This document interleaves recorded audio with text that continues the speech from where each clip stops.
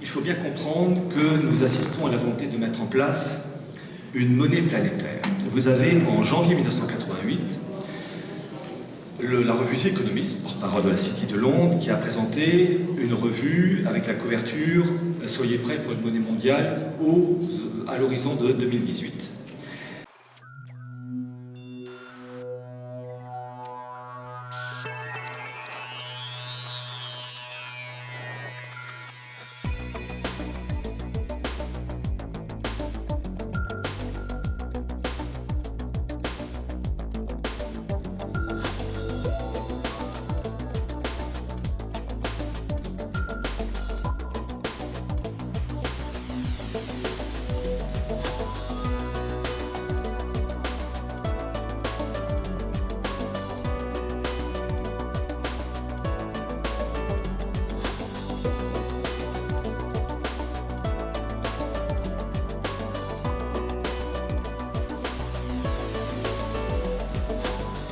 Monnaie mondiale qui s'appelle dans la revue Phoenix, qui déjà avait été proposée lors des accords de Bretton Woods en 1944 par Keynes, et ça a été bloqué.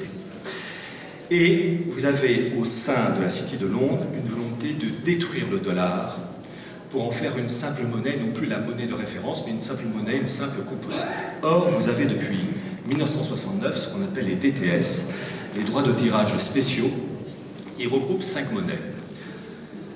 Le dollar, l'euro, la livre sterling et le yen. Il y a un peu plus d'une semaine, la Banque centrale de Chine annonçait qu'à partir d'avril 2016, elle utiliserait des dollars US et des droits de tirage spéciaux dans ses communications sur ses réserves en devises étrangères. Le 30 novembre 2015, le FMI avait officiellement intégré le renminbi dans les DTS, son panier de devises de référence, faisant ainsi entrer la monnaie chinoise dans le club très fermé des principales monnaies de réserve internationale. Un renminbi qui représente pour l'instant 10,92% du panier, en troisième place devant le yen et la livre sterling. Une pondération qui dépasse à peine les 10%, car la valeur des DTS est calculée selon 2 critères. Le poids de la monnaie dans les transactions commerciales, où la Chine remplit sans difficulté les conditions, mais aussi l'accessibilité de la devise sur les marchés financiers, plus problématique puisque la Chine continue d'exercer un contrôle des capitaux. La décision de la directrice du FMI, Christine Lagarde, d'intégrer le renminbi est donc une reconnaissance forte des réformes économiques et financières engagées par le gouvernement chinois et du poids croissant de la Chine dans l'économie mondiale. Une entrée dans le panier des DTS très importante symboliquement, mais qui est seulement une étape sur la voie de l'internationalisation du renminbi. La route reste encore longue et la Chine va devoir poursuivre son ouverture et effectuer de nombreuses réformes avant que sa devise ne parvienne véritablement à changer l'ordre monétaire mondial. Et depuis octobre 2016, vous avez une 5e monnaie, la monnaie chinoise, le yuan. Il faut savoir que ce panier de monnaies base, pour donner naissance à une monnaie mondiale qui s'appellerait Phoenix, peu importe son nom, il y a une pondération de chacune de ces monnaies. Je vous donne les chiffres arrondis, ce sont des chiffres qui viennent du FMI. Dans ce panier de monnaie des DTS, le dollar est à 41%, une part à 41%, exactement 40,73, mais je donne le chiffre arrondi 41. L'euro 31%, le yuan 11%, le yen 8% et la livre sterling 8%. Le FMI... Bonjour à tous. C'est en 1969 que le FMI crée les droits de tirage spéciaux, les DTS. Monnaie secrète, ou du moins monnaie discrète, les DTS sont nés du mariage inavouable du monde de la finance et des grandes puissances politiques. Aujourd'hui, je vous parle de cette monnaie mondiale dont beaucoup pensent qu'elle est la prémisse à un gouvernement mondial. Le FMI, donc c'était fixé en 2016, le FMI dit ceci: en application de la méthode actuelle d'évaluation du DTS, adoptée par le conseil d'administration en 2000, le panier du DTS, droit de tirage spéciaux, est révisé tous les 5 ans. Donc prochain changement de cette pondération en 2021. À moins que les circonstances ne justifient une révision anticipée dans l'intervalle.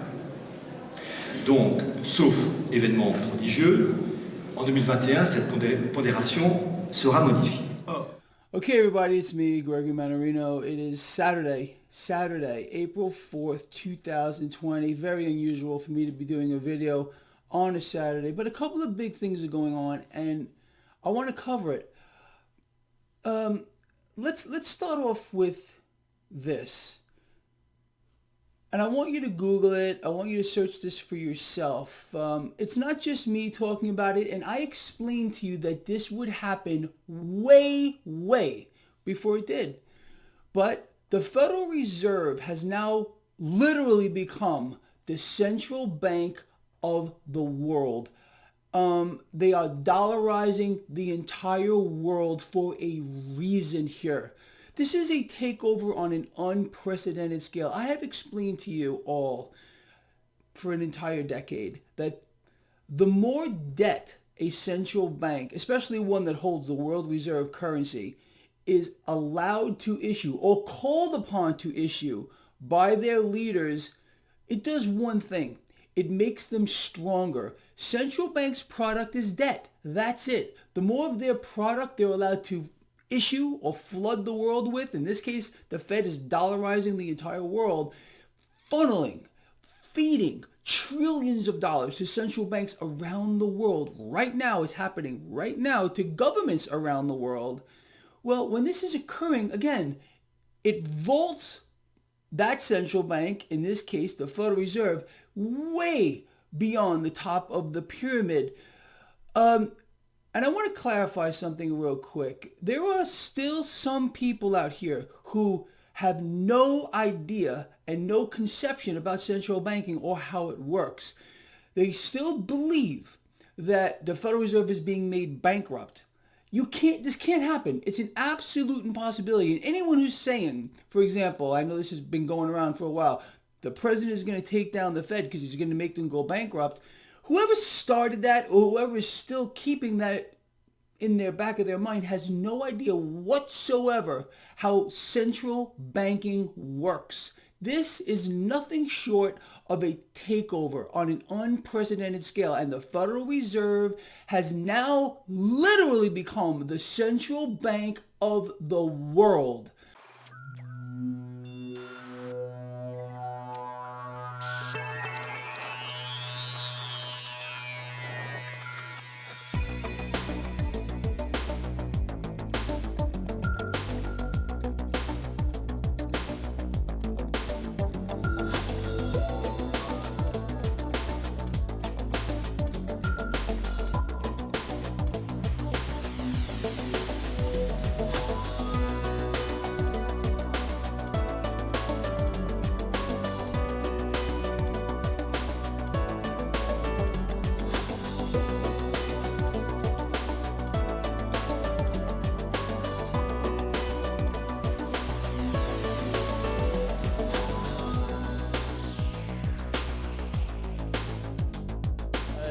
Le dollar américain est une monnaie nationale, et d'autant plus que maintenant c'est une monnaie instable. La fluctuation du dollar est telle que finalement calculer la réserve de devise, calculer le commerce international par cette monnaie nationale représente des risques énormes. Et donc pour cela, et en plus, le fait même que le dollar soit la monnaie de règlement pour les transactions internationales ou pour les transactions des marchandises, etc., représente un avantage pour les États-Unis, mais un inconvénient énorme pour les pays producteurs d'énergie, de ressources, pour les pays consommateurs des ressources, etc. Donc c'est pour cela que de plus en plus, on évoque l'utilisation de DTS comme un remplaçant possible du dollar. Et même après la crise financière, etc., les Nations Unies ont formé une équipe pour étudier la faisabilité de l'utilisation de DTS. Comme une monnaie internationale. C'est ça. Et la conclusion n'était pas très claire. Jusqu'à maintenant, on ne sait pas encore. Bref, revenons-en au DTS. Il se trouve qu'il y avait plusieurs problèmes structurels au système de Bretton Woods qui n'ont fait que grandir au fur et à mesure que les États-Unis devenaient déficitaires envers le monde. Et ce sont ces problèmes-là que le DTS va essayer de résoudre au moins en partie. Du coup, en 1969, pour trouver des solutions à ces problèmes de paiement des pays en déficit, eh bien, les grandes puissances politiques de ce monde, les États-Unis, oui d'accord, en bonne partie, les États-Unis, en 1969, inventent très largement le système des DTS. L'objectif est de disposer d'une autre chose, d'un avoir, d'un instrument qui permette justement de payer les déficits sans passer par le dollar. Alors oui, je vous entends déjà me demander pourquoi est-ce que les États-Unis voudraient d'une alternative au dollar pour que les pays en déficit puissent payer leurs créances. Pour une simple et bonne raison qui tient à la théorie économique, eh bien, c'est que lorsqu'on utilise une seule monnaie dans un système international, on se retrouve très vite coincé par ce que l'on appelle le paradoxe de Triffin. Alors c'est un chouïa complexe, mais résumons le concept à la hache pour vous donner un peu les bases pour comprendre. L'idée, c'est que pour que le dollar soit la monnaie de référence internationale et que tout le monde s'en serve, il faut bien qu'il y ait des dollars en circulation. Effectivement. Du coup, si les États-Unis impriment des dollars à la volée pour mettre des dollars en circulation, histoire d'en mettre, la confiance va s'évaporer dans cette monnaie parce qu'au final, tout le monde se dira que le dollar ne vaut rien puisqu'il est imprimé à volonté. Donc il va falloir trouver un autre mécanisme économique pour diffuser des dollars dans le monde, qui soit la contrepartie de quelque chose. Le seul moyen qu'on a trouvé, c'est tout simplement que les États-Unis rentrent en déficit structurellement vis-à-vis du monde.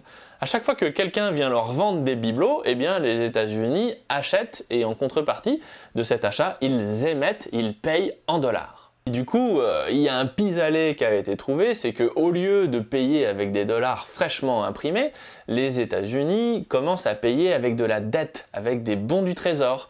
Donc quand un Chinois vient voir l'oncle Sam pour lui vendre, je sais pas moi, un nouveau bidule, eh bien l'oncle Sam le paye avec une reconnaissance de dette. Et cette reconnaissance de dette donne droit à un taux d'intérêt. Et bien sûr, en théorie, le Chinois, l'Indien ou le qui vous voulez qui a obtenu des bons du trésor américain en échange de sa marchandise a le droit de convertir, de vendre ses bons du trésor pour obtenir des dollars. Mais tout le monde sait que si tout le monde vend ses bons du trésor, il n'y a pas assez de dollars, etc., etc., etc. Ouais, mais ça marche toujours pas parce que si on veut un système stable à la fin, il va bien falloir que les États-Unis résorbent leur déséquilibre. Exactement, mais ce n'est pas possible parce que la seule façon de revenir à l'équilibre pour les États-Unis, ce serait tout simplement de stopper leur déficit. Et s'ils stoppent leur déficit, ça veut dire qu'ils vont émettre moins de dollars dans le monde et ça va provoquer des crises financières mondiales absolument désastreuses. Alors oui, je suis d'accord, si on pousse ce système au bout de sa logique, eh bien les États-Unis vont continuer à émettre des dollars jusqu'à ce que ces dollars perdent leur valeur parce qu'au final tout le monde comprend bien qu'au bout d'un moment ils n'ont plus de contrepartie et à ce moment-là, eh bien ça ne marche pas non plus. Ok, c'est pour ça que ça s'appelle un paradoxe, c'est parce que dans tous les cas, de toute façon, à la fin ça marche pas. Donc en 1969, le FMI propose de créer un avoir de réserve internationale, pas une monnaie, qui permettra de payer les déficits en quelque chose d'autre que le dollar, en DTS. Alors pour bien comprendre le contexte historique, je rappelle que la fin des accords de Bretton Woods a été annoncée en 1971. Donc vous voyez, c'est quand même pas très longtemps après la création des DTS. Ouais, on s'y est pris bien en avance, comme d'habitude. Mais on savait depuis longtemps déjà qu'avec un système de monnaie internationale unique, la raréfaction de cette monnaie ou la profusion de cette monnaie allait poser problème. C'est pour ça qu'en 1944, John Maynard Keynes avait proposé lors de la conférence de Bretton Woods un système concurrent, une monnaie internationale qui se serait appelée le Bancor. L'idée était de créer une monnaie internationale qui échappe à toutes les autres, structurellement, pour résoudre justement ce fameux paradoxe de Triffin.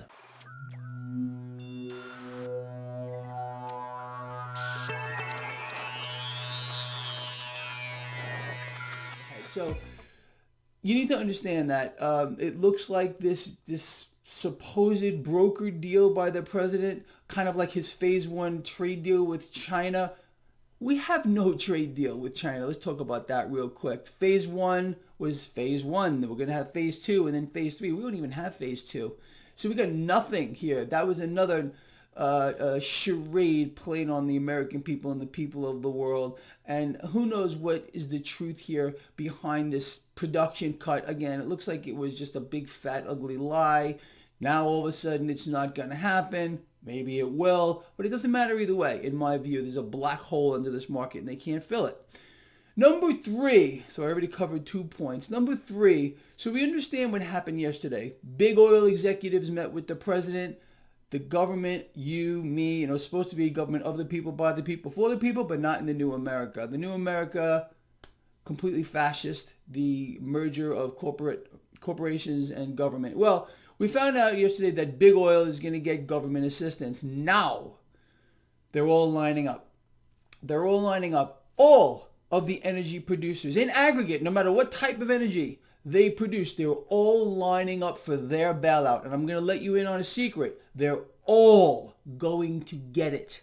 This is a takeover. Again, who's supplying the funds here? Do we have a secret stash somewhere? Yeah, in many ways we do. It's called the Federal Reserve. The Federal Reserve can borrow cash into existence on an unprecedented scale. They can add digits to a screen. Again, Steve Mnuchin, unlimited. Unlimited. Well, he wasn't lying. It's unlimited.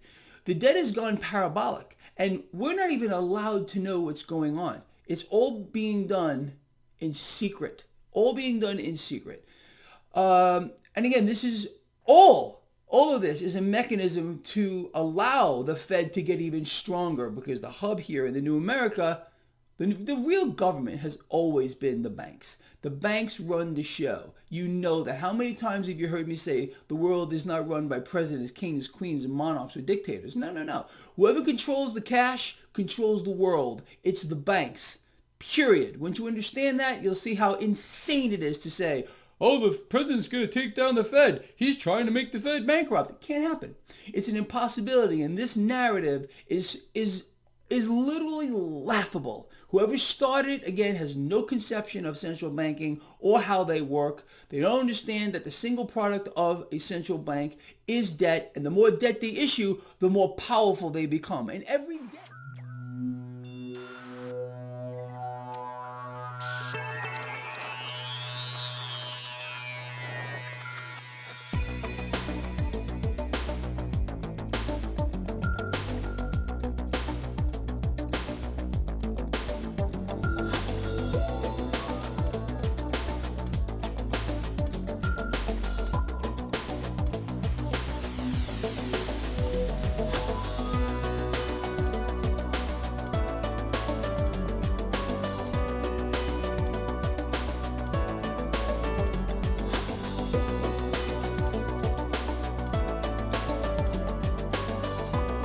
Or, les États-Unis, ou en tout cas les élites américaines, savent que le dollar est à l'agonie. Et s'il y a actuellement une tentative américaine de mainmise sur le Venezuela, ce n'est pas pour rien et c'est plutôt en lien avec ce panier de monnaie. En effet, le Venezuela est riche en pétrole et en or. Et dans cette fameuse pondération, il y a une faction oligarchique américaine qui souhaite avoir sous la main le pétrole et l'or pour avoir suffisamment de cartes en main pour pouvoir peser lourd dans la prochaine modification de pondération de cette future monnaie mondiale. Effectivement, si les États-Unis arrivent à mettre la main sur l'or et le pétrole vénézuélien, eh bien, dans la configuration de cette monnaie mondiale, le dollar aura un poids plus important que si les États-Unis n'arrivent pas à mettre la main sur le Venezuela. Et donc, toute la bagarre actuelle, c'est de voir la Chine et la Russie qui ne veulent surtout pas que les États-Unis réussissent cette entreprise. Là, on va voir ce que ça va donner. Bien.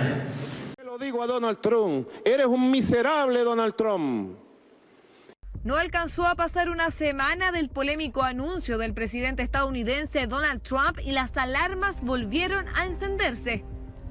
Él actúa como no solo como un cowboy, racista, supremacista, no solo como eso. Él maneja las relaciones internacionales como un extorsionador de las mafias neoyorquinas que él dirigió como jefe de la empresa inmobiliaria.